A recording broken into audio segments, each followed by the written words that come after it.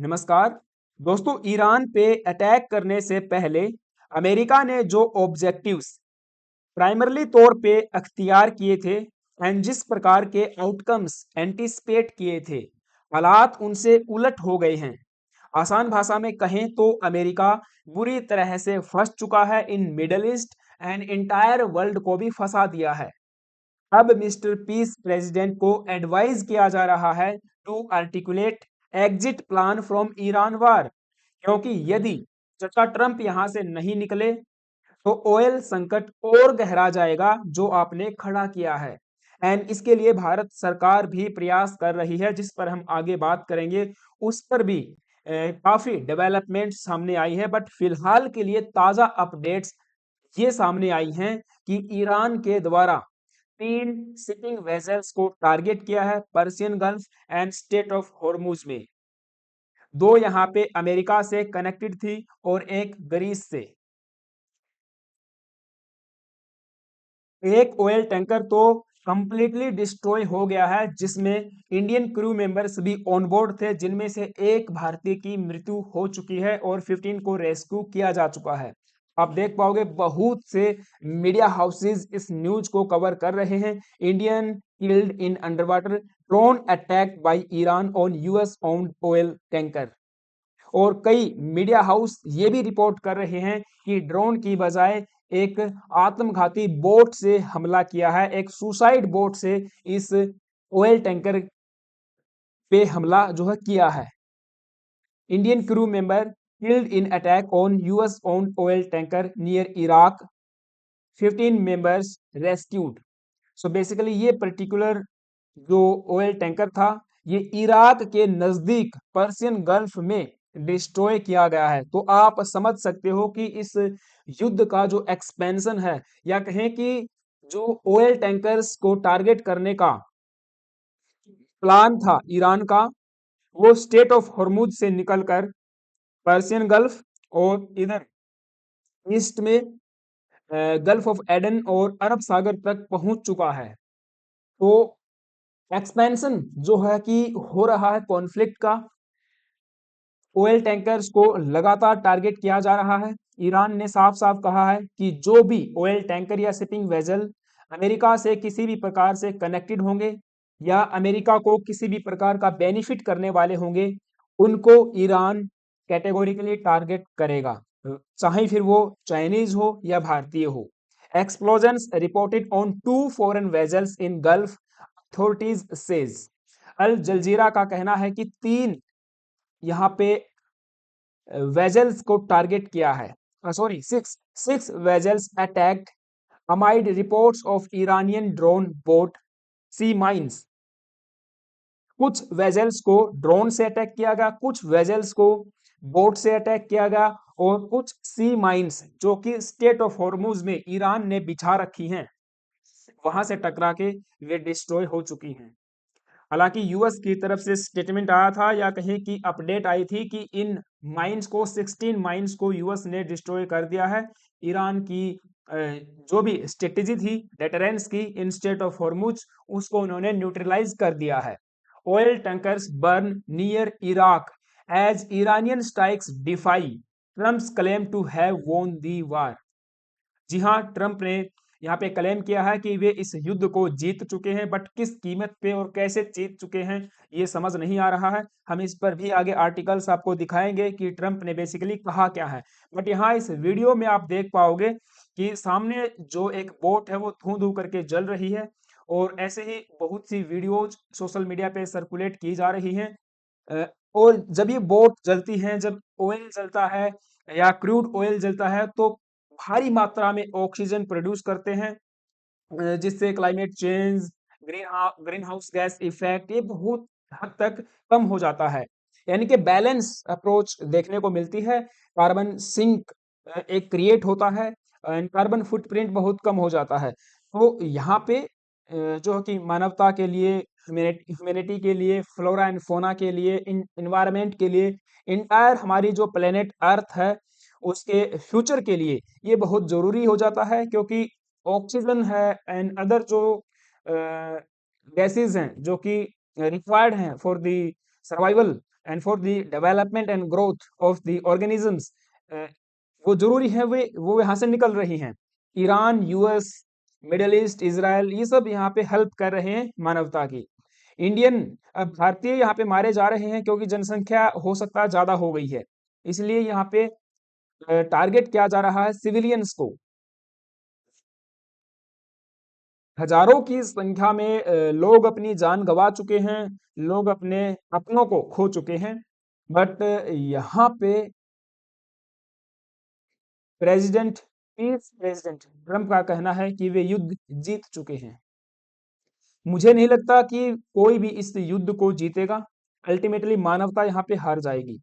Indian killed in Iranian suicide boat attack on US owned tanker sea safe sea Vishnu in Iraqi waters. अब विष्णु नाम से ये मतलब तार मत जोड़ लेना कि ये भारत का होगा। ये बेसिकली एक अमेरिकन कंपनी के द्वारा ओन्ड है और अमेरिकन कंपनी ही इसे ऑपरेट करती है। हाँ, भारतीय क्रू मेंबर्स यहाँ पे नौकरी करते होंगे, वे बेचारे अपना जो है काम करने के लिए इस पे गए होंगे, बट वो भी यहाँ पे अब खतरे में पड़ चुके हैं। An Indian national has been killed after the Iranian suicide boat struck a US owned oil tanker near Iraq, यानी कि पर्सियन गल्फ की हम बात कर रहे हैं, तो एक्सपेंशन इस युद्ध का हो रहा है।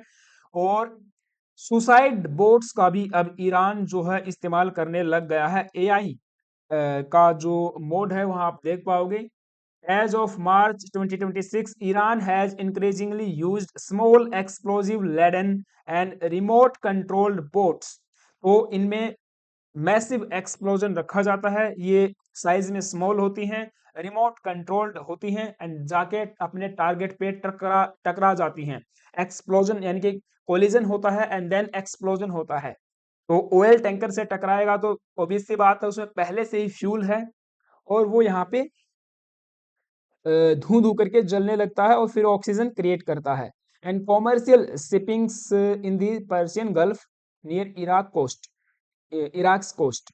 Okay, IRGC Islamic Revolutionary Guard Corps, ये चल रहे कॉन्फ्लिक्ट को लीड कर रही है। एंड कैटेगोरिकली आईआरजीसी के ऑफिशियल्स ने कहा है कि हमारा टारगेट अब ये है कि पूरे विश्व में oil prices 200 US dollar per barrel का टैग हमें लेके आना है। Not a litre of oil to pass through strait of Hormuz. इन्होंने साफ साफ कहा है कि स्टेट ऑफ हॉर्मुज से एक भी लीटर तेल पास नहीं होने वाला है जब तक इनके प्राइस $200 पर बैरल के नहीं हो जाते हैं। एंड यूएस के जो वेजल्स हैं उनको तो हम बिल्कुल भी यहाँ से निकलने नहीं देंगे। Iranian Revolutionary Guard Corps says it will not allow a liter of oil through the Strait of Hormuz as closes the key Gulf waterway continues to roil global energy markets during the US-Israel war। यहाँ पे आप देख पाओगे इनका कहना है you will not be able to artificially lower the price of oil। आप artificially भी ऑयल के प्राइसेस को कम नहीं कर पाओगे।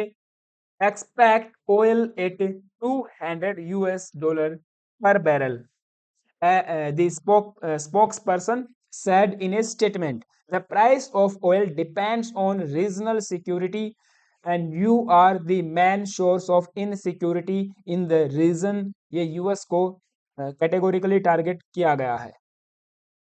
हालांकि कुछ न्यूज रिपोर्ट्स ये भी सामने आई थी कि एक भारत के ऑयल टैंकर को पास होने दिया गया है एंड सेम एक चाइनीज ऑयल टैंकर को पास होने दिया है because government to government talks held हुई हैं and these government to government talks basically lead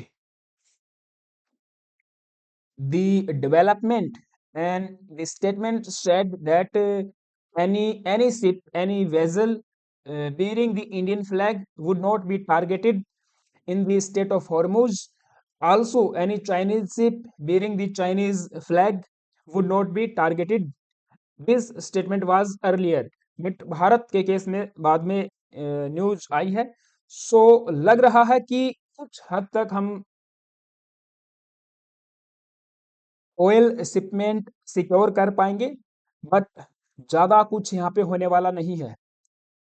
Saudi, Iraq, UAE, Kuwait and other जो बहरीन लाइक अरब नेशंस हैं जहाँ पे ऑयल एंड नेचुरल गैस के रिजर्व्स हैं, एलपीजी की बात करें या पेट्रोलियम प्रोडक्ट्स की बात करें जो भर भर के यहाँ से आता है, इन्होंने करना शुरू कर दिया है।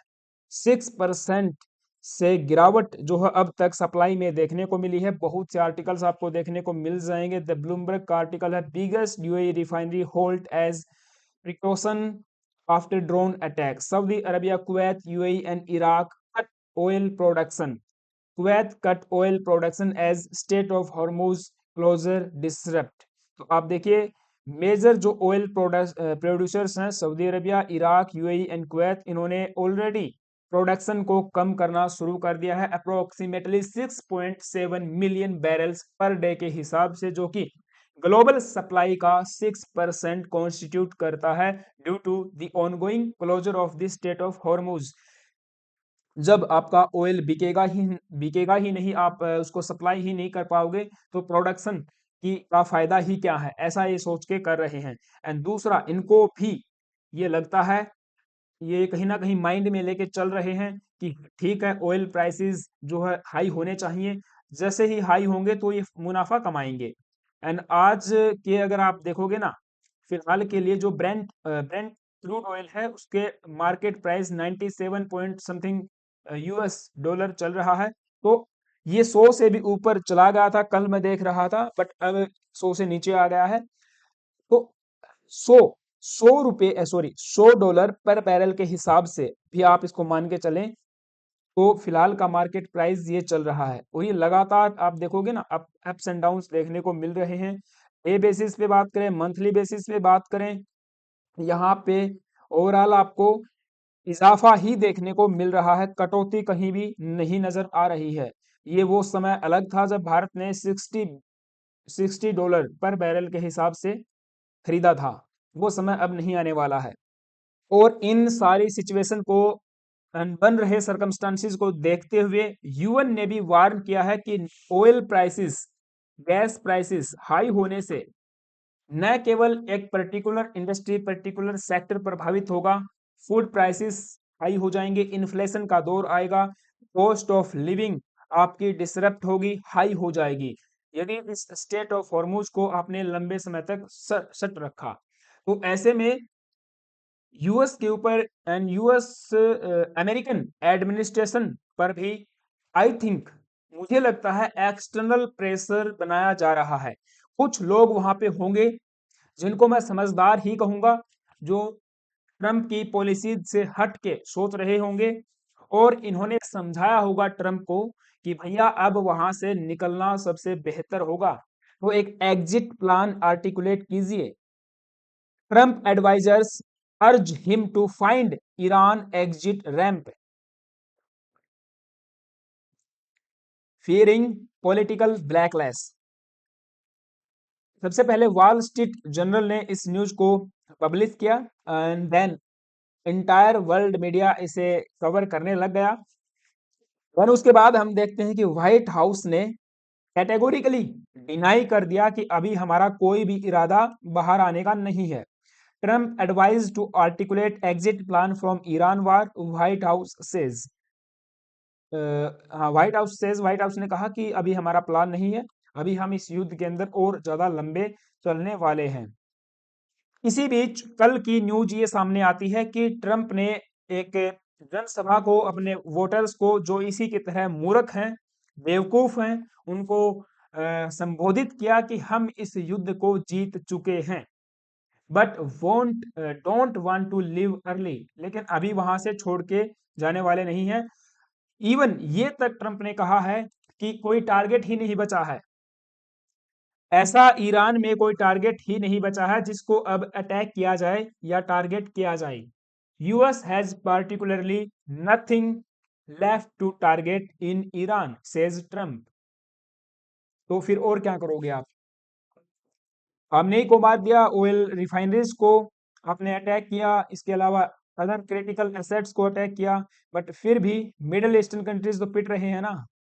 ऑयल टैंकर्स आपके पिट रहे हैं, अनसर्टेनिटी का माहौल है पूरे विश्व में, भारत में भी पैनिक लाइक माहौल क्रिएट कर दिया गया है।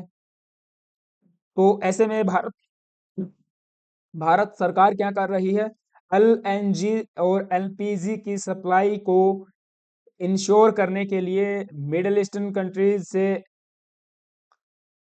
डाइवर्ट करने के लिए एडिशनल हम सप्लायर्स ढूंढ रहे हैं, चाहे फिर रसिया की बात करें या अन्य किसी सोर्स की बात करें, उसके ऊपर भी काम चल रहा है।